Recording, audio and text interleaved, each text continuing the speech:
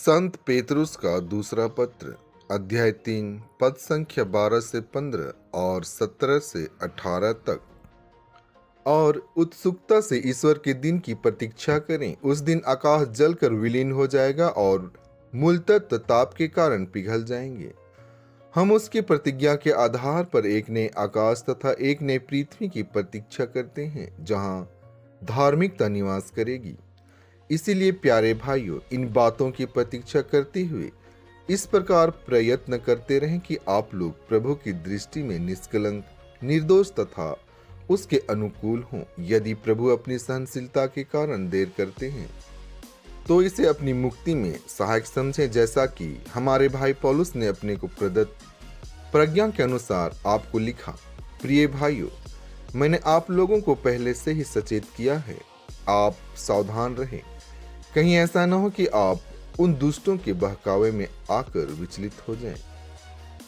आप लोग हमारे प्रभु और मुक्तिदाता ईसा मसीह के अनुग्रह और ज्ञान में बढ़ते रहें। उन्हीं को अभी और अनंत काल तक महिमा। आमीन। संत मार्कुस आज का पवित्र सुसमाचार अध्याय 12 पद संख्या 13 से 17 तक।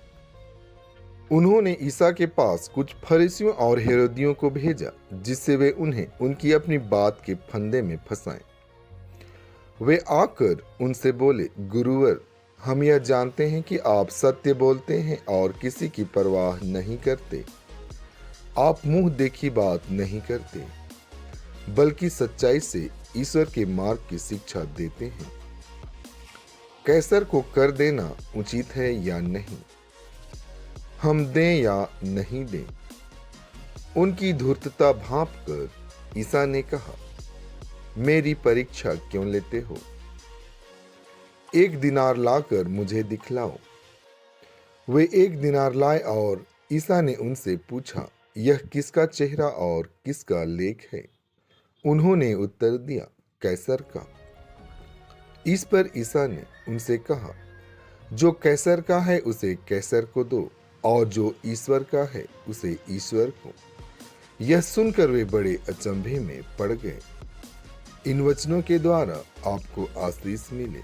आमीन।